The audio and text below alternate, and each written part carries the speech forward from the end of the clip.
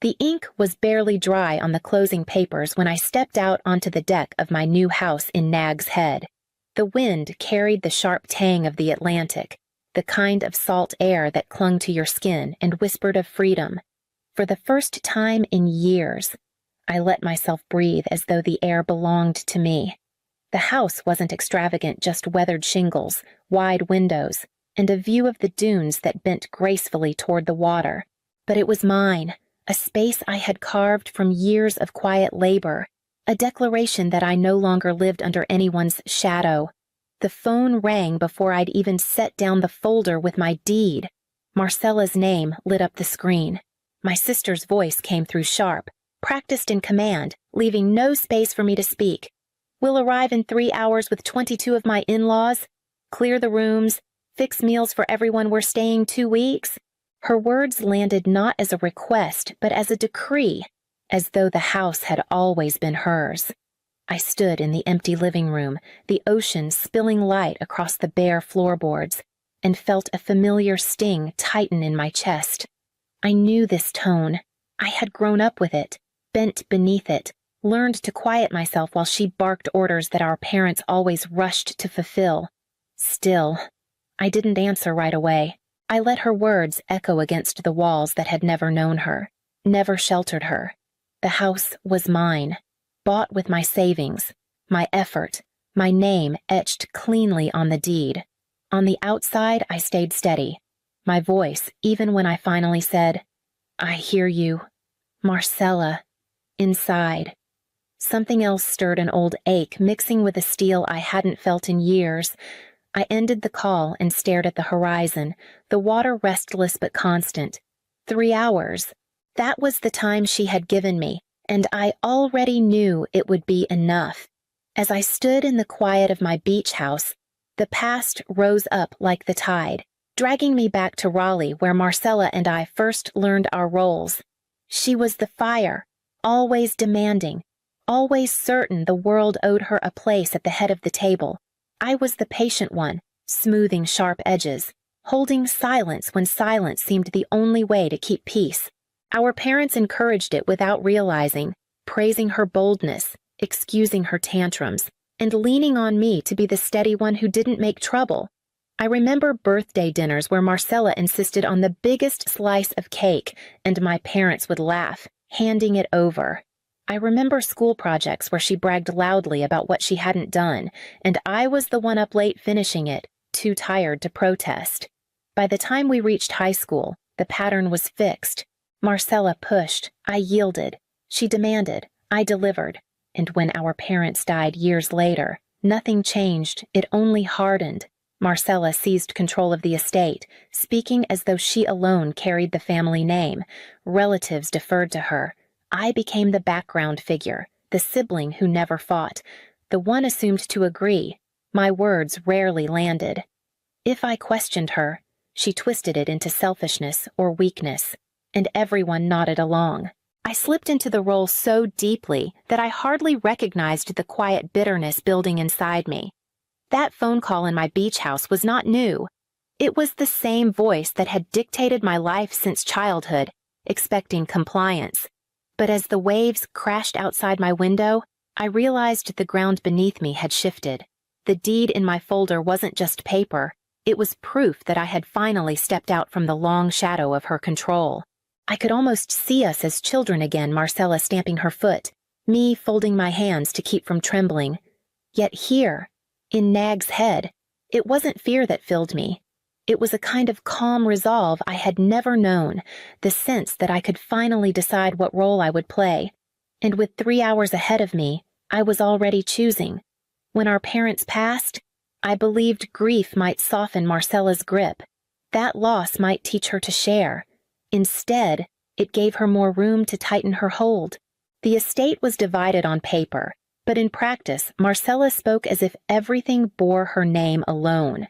She carried herself like the heir apparent, a queen without crown or consent. Relatives nodded, neighbors deferred, and I, tired from years of smoothing arguments, kept quiet longer than I should have. The family farm in Johnston County went first. It had been my father's pride. rows of soybeans and corn stretching past the horizon. I wanted to keep it, or at least lease the land so it stayed in production. Marcella insisted on selling. Too much work, she said, though she'd never lifted a hand in the fields. Within months, it was gone, parceled to developers, flattened for tract housing. Then the house in Raleigh. Our childhood rooms still smelled faintly of cedar from the old closets. I suggested restoring it, even living there while we figured out what came next. Marcella brought in contractors within weeks, tearing down walls, gutting the rooms. By the time she was finished, the place was unrecognizable, our memories scrubbed as though they were stains. I stood by through each decision, my protests brushed aside with a laugh or a sharp word. She called it practical. I knew it for what it was: control. The same pattern that had shaped us since we were children. Piece by piece, what could have been shared was swallowed by her certainty. The beach house was supposed to be different. It wasn't inherited, wasn't tied to our past. It was bought with my money. The result of years of shifts at Duke Regional, of living frugally while others assumed I had nothing of my own. I imagined it as a clean slate, a place free of Marcella's reach. But her call reminded me she didn't need to own the deed to lay claim. Entitlement had always been her currency. And now, with the Atlantic outside my window and 3 hours ticking down, I understood that I couldn't let history repeat itself again. I knew the trap the moment I hung up. If I told Marcella no directly, it would spiral the way it always had. She would raise her voice, twist my refusal into cruelty, and by the time the shouting settled, I would be the one branded ungrateful or selfish. That had been the rhythm of our lives, her demanding, me defending, and everyone else nodding along as if her version of events was the only truth. But this house was not a shared inheritance. It was mine, a line drawn in ink and witnessed by law. I could not let her turn it into another battlefield where I came away the loser.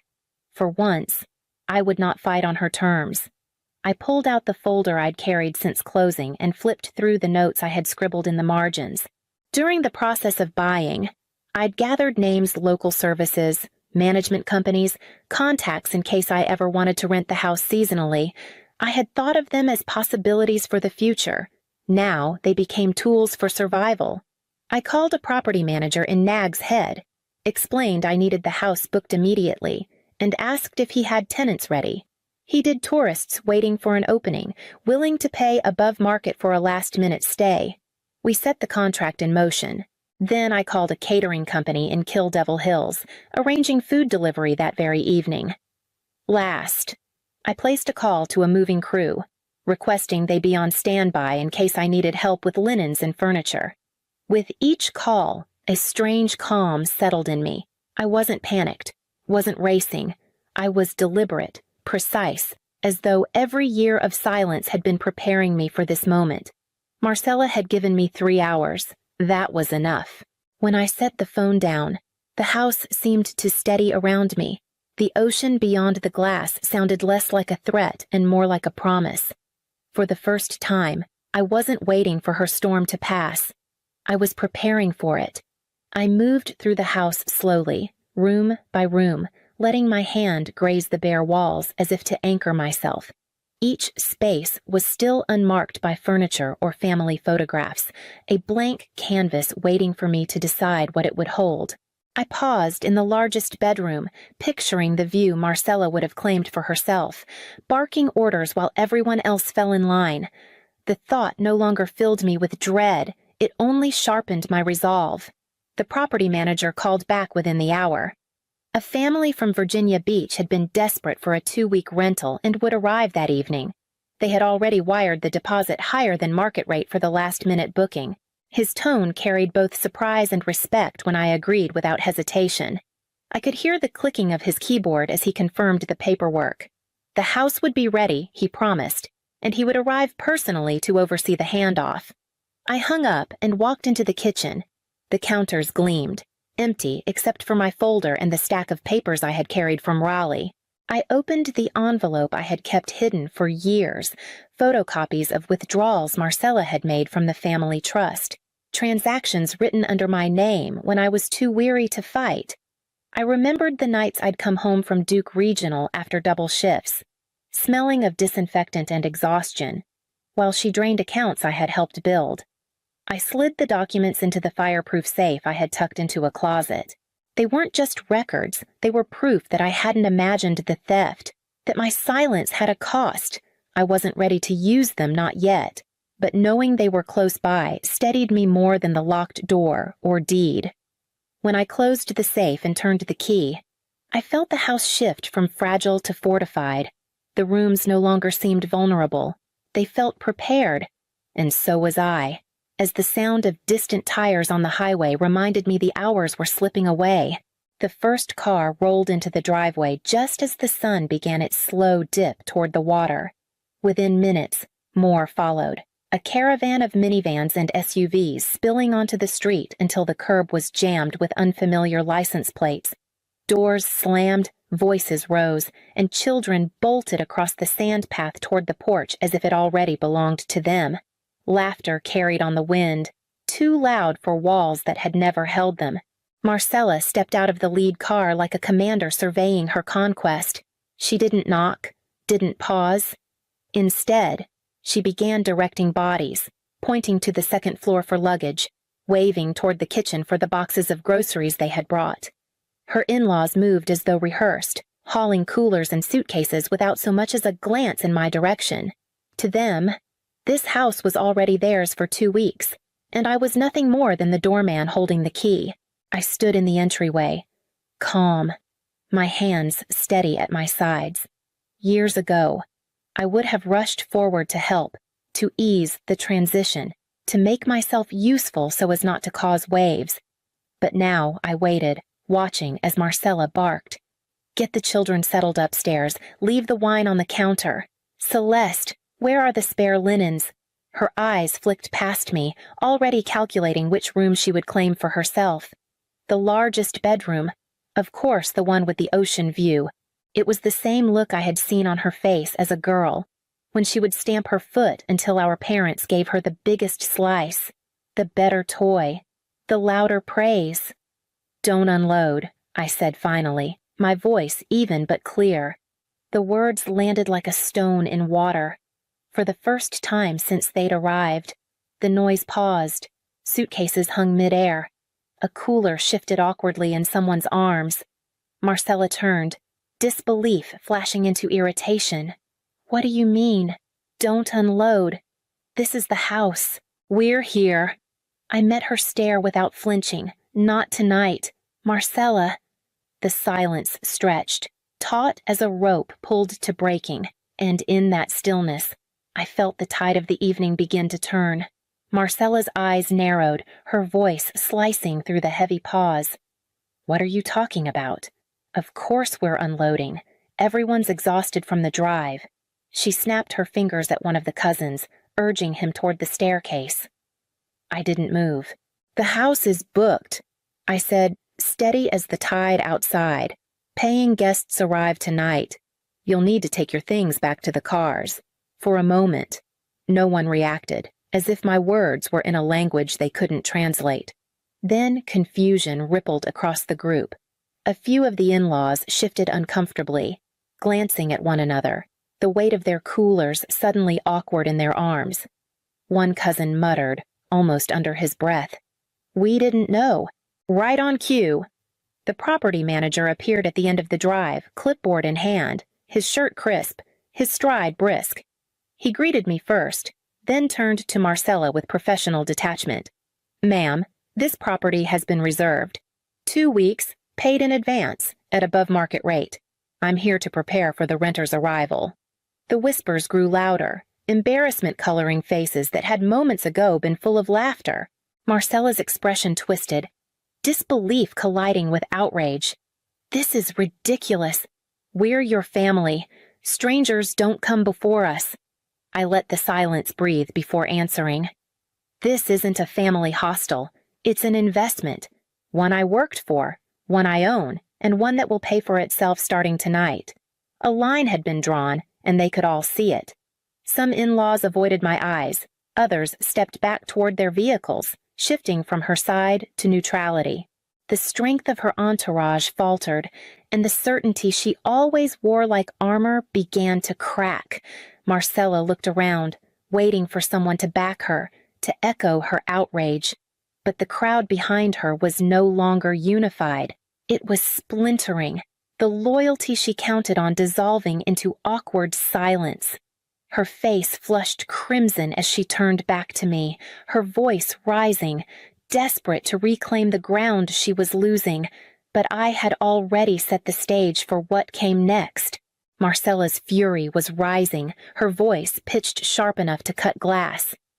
When I reached into the folder I had carried from Raleigh, I pulled out a plain envelope, thick with papers, and held it out between us.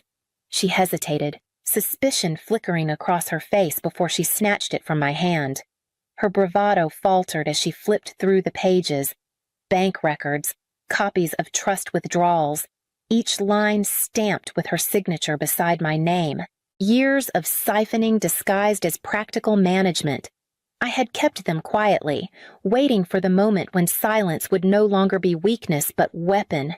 Her hands shook as the papers rattled in the wind. Rage twisted across her features, but underneath it I saw something sharper. Fear. For once, her control was not absolute. "If you ever touch this house," I said evenly, "every dollar you stole becomes public record. Court, community, everyone. I won't stay silent again." A hush fell over the driveway. One of her in-laws, a man I barely recognized, shifted uncomfortably before taking two children by the hand, guiding them back toward the car. His eyes met mine briefly, full of apology that wasn't his to give. The sound of a car door closing punctured the tension, reminding everyone this wasn't a family gathering. It was a reckoning. Marcella's voice cracked when she tried to rally, the confident edge slipping. "You wouldn't dare," she hissed, but it lacked the force it once carried. Her audience was thinning, her power unraveling in the daylight. I stood firm, letting her see the calm in me she could not shake. She clutched the envelope, desperate and cornered, her fury no longer landing the way it used to. The silence around us wasn't mine alone anymore. It belonged to everyone watching her stumble. And as more relatives edged back toward their cars, I knew the collapse was only beginning. Engines turned over one by one as the caravan began to unravel. Doors slammed. Muffled voices carried across the street, and I caught fragments of whispers, remarks about Marcella's arrogance, her habit of taking too much for granted. The crowd that had arrived with such noise and certainty now scattered in quiet retreat, each step away chipping at the authority she had worn like armor. Marcella stood rooted in the driveway, clutching the envelope as if it might vanish if she let go. Her voice rose in jagged bursts, calling after her in-laws, insisting they stay, trying to gather them back under her command, but they kept moving, eyes down, unwilling to return to her side. The children were buckled into cars, coolers shoved hastily into trunks, and one by one the vehicles pulled away from the house she had thought was hers to claim. As the last of the caravan disappeared, the caterers arrived, vans unloading trays of food meant for guests who would appreciate them. Movers carried in fresh linens, their steps sure and practiced, resetting the house not for family, but for paying tenants.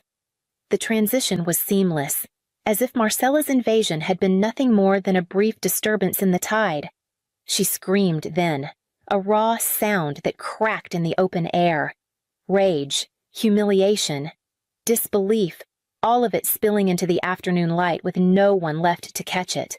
Her power had evaporated, her audience gone, leaving her exposed in a way I had never seen. I said nothing. I didn't need to. My silence held more weight than her shouting ever could. I had drawn the line, and this time it held. When I closed the door, the house seemed to exhale with me, already turning toward the quiet I had earned. That night I carried a chair onto the deck and let the sound of the waves wash through me. The sand shimmered pale in the moonlight, the Atlantic restless but steady. a rhythm older than anything Marcella or I had ever fought over. Above me, the stars stretched wide and sharp, unbothered by the noise of the day. For the first time in years, I felt no weight pressing down, no shadow stretching across my steps. I thought of the girl I had been, the one who yielded, who swallowed her words so that Marcella's could carry. That girl had walked behind her sister in Raleigh kitchens and crowded schoolyards, always the one to smooth the path, to absorb the sting. For decades, I had mistaken patience for weakness, silence for safety. But sitting there, the salt air on my face, I understood the truth. I had never been weak. I had been waiting. The house around me wasn't just wood, glass, and paint. It was proof that years of double shifts, frugal choices, and quiet resolve had built something solid. It was a line drawn in cedar and stone, a reminder that I could claim space without apology. Marcella's voice no longer filled the night. Her demands, her certainty, her entitlement had slipped into the past, and with them went the part of me that had always bent. I leaned back, listening to the ocean beat its endless rhythm, and felt the key warm in my pocket. The deed was mine, but more than that, so was the story. This house was not just an investment. It was my declaration that I would never again be erased.